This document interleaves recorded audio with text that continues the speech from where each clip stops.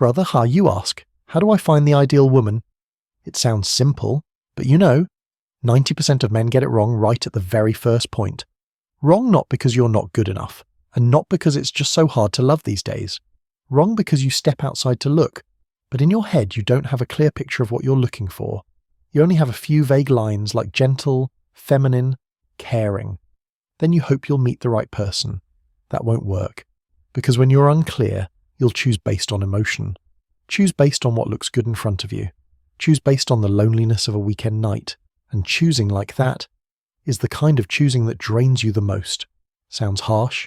Yeah. But think about it if you're not clear. Who's going to be clear for you?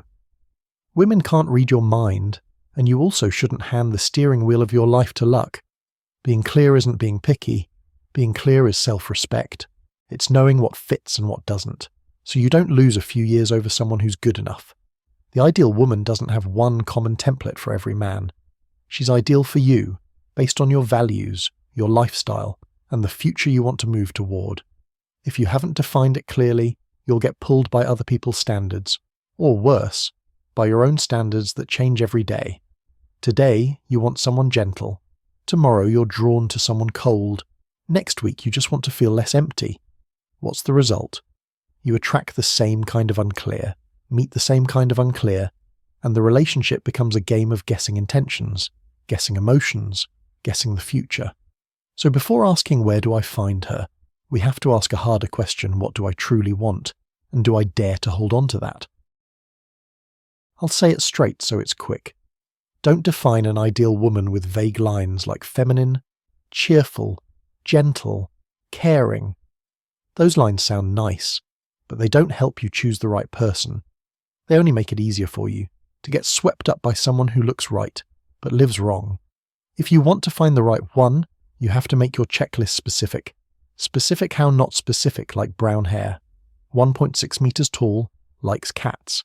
Looks a preference, but what decides your life is her values and how she runs her life. I build the checklist in 3 layers so it's easy to use. Layer 1 is core values, meaning the non-negotiables. This is the part you must be clearest about. For example, does she respect family? Does she live decently, feel gratitude, and keep her word? Is she loyal, and does she value clarity in a relationship? Does she share a similar basic view of money with you, like spending with a plan or going overboard? Being practical or dreamy? Does she respect boundaries? Or does she like testing your limits and making you just let it slide? Core values are the thing that, if they don't align, you'll be exhausted no matter how hard you try, because they hit the root of who a person is. Layer 2 is green flags, meaning the plus points, the things that make you feel. Being with this person makes my life lighter. For example, she can take care of herself, has good habits, has basic discipline, communicates directly instead of playing the silent treatment punishment game, knows how to apologize when she's wrong, knows how to say thank you when helped, knows how to keep her femininity without turning it into a weapon. Another green flag is how she treats the vulnerable service staff, the elderly, kids, pets. Those small things say a lot about someone's nature, and one extremely important green flag: does she have a builder mindset or not? Meaning, when there's a problem, does she want to solve it with you, or does she only want to win, be right, and make you be the one who has to take it? Layer 3 is red flags and deal breakers, meaning traps. This part saves you from losing a few years of your life. A deal breaker is something you see and you leave immediately, no bargaining. For example, lying as a habit, constant flirting for attention, provoking jealousy to test you, respecting outsiders but looking down on you, excessive control, frequent emotional explosions and dumping all the blame on you, or always placing herself in the victim position. Another red flag is she has no boundaries with an ex, or treats ambiguity as normal. And remember, a deal breaker doesn't mean you're being overly picky. A deal breaker means you're protecting your future. Because the most painful thing isn't being rejected, it's being in the wrong relationship and then convincing yourself. Just try a little longer. In the end, the conclusion is this: a checklist isn't for turning love into a test. A checklist is so you don't get pulled around by looks, by temporary emotions, by loneliness, or by the illusion of the first meeting. The clearer you are, the calmer you are, the more accurately you choose. And when you choose right, love becomes the thing that improves your life, not the thing that drains you. What does men set the tone mean? It means from the moment you step into a relationship, you're setting an unspoken standard for how people treat you. Not that you're forcing yourself to be the boss, not that you're giving orders, is that you respect yourself first, and then people respect you. That's it. Because if you're the one being lenient with yourself, if you keep letting your boundaries slide, other people will think, he can tolerate this. And just like that, little by little, respect leaks out of the relationship. A lot of guys don't realize it until they're already being looked down on, and only then they ask, why did she change? The truth is, she didn't just suddenly change. The original standard you allowed was what made it that way. So how do you set a standard first? Know how to say no politely, no need to be harsh, no need for drama, you just need to be clear. For example, I don't think we match on this point, so I'm stopping here. Or I respect you, but I don't do ambiguity. A man with standards who speaks properly, no insults, no bitterness, that's what women respect. And strangely enough, sometimes when you reject someone the right way, they want you more, because they see you're not starved for affection, not clinging. You have your own life, and you choose who gets to enter that life. But the most important thing isn't that you have standards, it's whether you can hold those standards when you're lonely, because loneliness is a trap. Loneliness makes you less selective. Loneliness makes you think, fine. Good enough is okay. Loneliness makes you read one sweet message and forget every red flag. And here's the wake-up call the moment you settle even once. She will feel it. Women are sensitive. She may not say it out loud, but she'll sense that you chose her because there wasn't a better option, or because you're afraid of losing, not because you truly value her. At that point, even if you try harder to spoil her, inside she'll still carry something, the feeling that I'm just an option. And when a woman feels she's an option, she'll behave as if you're also an option. Respect starts to drop. So don't lower your standards because you're afraid of being left behind. You don't need a crowd to prove your value. You need the right person, and the right person only comes when you're brave enough to hold your boundaries. Setting the tone is also how you walk into a room. You know what you bring. You have self-respect. You have your rhythm. You have principles. You don't have to be perfect, but you are clear. You don't play games to test each other. You don't say one thing and do another. You live by the standard you set, and when you can do that, you'll see something very real. The right people move closer. The wrong people leave on their own. Your head feels lighter, it's less exhausting, and you no longer have to beg for respect. Many guys ask, so where do I find a girlfriend now? And then they rush to learn all kinds of tactics, how to text in a captivating way, how to flirt smoothly, how to pull emotions fast. But listen to me on this, the right environment matters more than the right tactics. Because the environment determines what kind of people you meet. Clubs, parties, DMs, Tinder. They're not always bad, but they have one big problem: they show you the highlight, not the essence. In a club, you see she's pretty, fun, talks sweetly under the lights. Everyone looks radiant, but that's her going out version. In DMs, you see words, a few edited photos, a few sparkling stories, but that's her display version.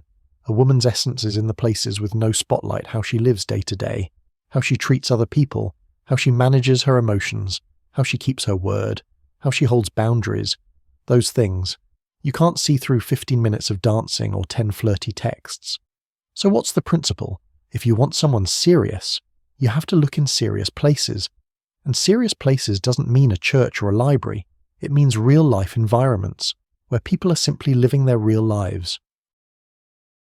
For example, skill classes, the gym, a running club, workshops, volunteer groups, professional communities, a familiar cafe where people sit and work, activities related to health, learning, self-development, even the supermarket, the bookstore, the pet store.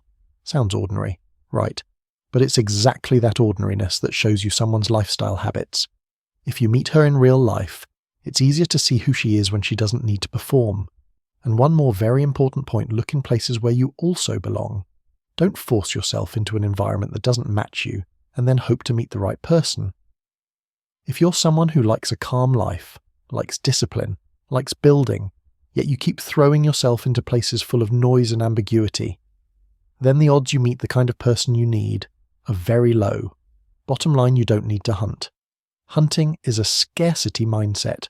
You just need to live with a routine, with goals, with community, with a real life. When you're in the environment that truly fits you, you'll meet people on the same wavelength. And then you won't have to force yourself to impress. You just need to be you, and the right person will recognize it.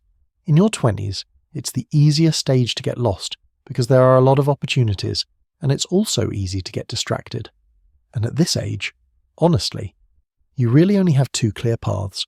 One is you build first, then choose someone who's truly on your level, meaning you focus on your work, health, skills, finances, lifestyle. You build your life first.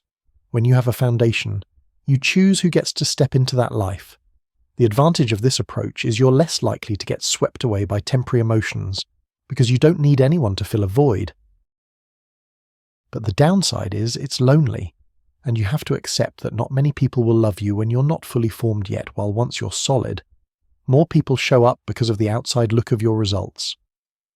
The second path is you build with someone who's moving in the same direction, meaning two people meet when neither is perfect yet, but they share the same attitude, willing to learn, willing to work, willing to fix, willing to build. The advantage is you have a teammate, someone who understands your journey. Two people grow up together and bond very deeply. The downside is it's hard because building together with mismatched rhythm breaks easily. One person moves forward, the other stays still. One person is disciplined, the other lets themselves go. And then love turns into dragging each other instead of lifting each other. So which one is right? There's no one-size-fits-all answer, but there's one thing that's definitely wrong being half-hearted. Half-hearted is wanting the freedom of being single, while also wanting the comfort of being held like you're in a relationship. Half-hearted is having no plan for your own life, but demanding an ideal person to bring you a sense of security. Half-hearted is saying in the daytime, I'm focusing on my career, then at night texting someone you're not even sure you truly like, or you're just lonely. And half-hearted is what wastes your time the most. The reality is both paths are hard, but the most dangerous thing isn't difficulty. The danger is choosing the wrong person because of desire and illusion. Desire makes you ignore red flags. Illusion makes you think, I can change her, or just try a little longer. When the truth is, if you're not headed in the same direction, the more you force it, the more it hurts. Youth doesn't lack opportunities. Youth lacks discipline and standards. You can meet a lot of people. But if you're not clear which path you're choosing, you'll get pulled by emotions, by the crowd, by short-term excitement. So the conclusion is this: either you build first and then choose, or you build with someone who's truly in sync. Because if you're only trying to feel less lonely, then you're not looking for love, you're just looking for painkillers. And painkillers don't cure the disease. I'm going to say it straight, it might sting a bit, but it's the truth. If you want to meet an ideal woman, you have to meet the minimum standard first. Not to show off, not to flex. But because she's ideal still won't save you if you're a mess. A good woman can walk with you, can encourage you, but she can't live with discipline for you, carry responsibility for you, or build your foundation for you. If you enter a relationship with a chaotic mind, a directionless life, and messy habits, sooner or later you'll turn love into a place to dump stress, a place to demand, a place to cling, and then she's no longer a partner, she becomes a fire extinguisher. Nobody wants to be a fire extinguisher. So what does it mean to check your own boxes? It's not about being rich, it's about having a path. Box 1, a life plan. You don't need some grand 10-year plan. You just need to know what you're focusing on in the next 6 months, why you're doing it, and that you're moving forward. Box 2, routine. A man with a routine is a man with an axis. What time you sleep, what time you work, what time you train, how you make time for family and friends. Routine isn't boring. Routine is the base that keeps you steady, so emotions don't drag you in circles. Box 3, health. You don't need a six-pack, but you do need to take care of yourself. Train consistently, eat decently, cut the reckless stuff, cut the meaningless late nights, because health shows discipline, and discipline shows the ability to carry weight. Box 4, work or study. You might be just starting, changing careers, relearning, fine. As long as you have direction and you're willing to put in the work, nobody expects you to be a CEO, but a serious woman will look and ask, is this guy willing to progress box 5 finances with direction? You don't need to be wealthy. But at minimum, you know where your money goes. You don't spend purely on emotion. You're not drowning in senseless debt, and you have a goal to save or make small investments. Money is management ability, not just a number.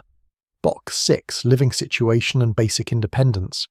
Living with family isn't bad, but if you're already grown and everything is still dependent, no personal space, can't handle your own life, it's hard to build a solid relationship. Box 7, self-respect. This is the most important box. Self-respect means you don't beg for affection. You don't accept disrespect. You don't say one thing and do another. You know your value. You correct yourself when you're wrong, and when you're right, you stand firm. Box 8, responsibility. You say it. You do it. You promise it. You keep it. You're wrong. You own it. A responsible man creates a sense of security without having to perform anything. The closing philosophy here is women look at effort and direction, not promises. You can say, I'll handle the future, but if every day you still live messy, procrastinate, and blame others, those words are meaningless. But if you don't have much yet, and you're truly working, truly progressing, truly disciplined, she will see it. And when she sees it, that's when she believes. And once she believes, the relationship has a foundation. So before you ask where is she, ask have I become the kind of man the woman I want would feel safe with. If you answer honestly, you'll know exactly what you need to adjust immediately. Let me close this with one line you should remember. Don't let social media drag you into the never enough game. Online, people are always showing the best version of themselves, the richest, happiest, most perfect version. And from that, standards get inflated like a balloon. You look at it and think, I need more, and she looks at it and thinks, I deserve more. In the end, both get exhausted because everyone is chasing a measuring stick with no finish line.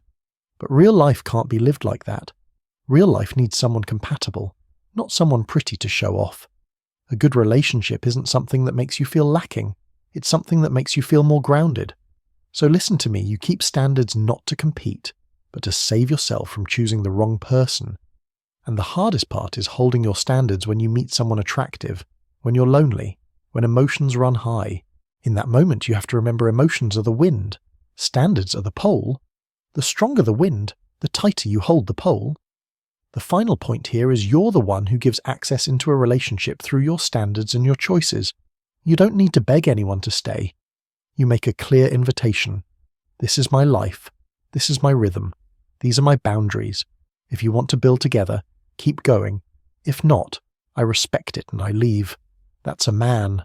Straight, clean, no bitterness, no clinging. And one more thing, because a lot of guys get scared by the word simp. Being kind isn't simping. Being romantic isn't weak. Giving flowers, caring, doing good things doesn't make you smaller. Only one thing makes you smaller: being kind to the wrong person. Being kind to someone who disrespects you. Being kind to someone who wants to test your limits. If you choose the right person, your kindness becomes strength, becomes the thing that makes her feel safe, respect you, and want to commit. But if you choose the wrong person, your kindness gets turned into a tool they use. So here's your call to action today. Write the checklist.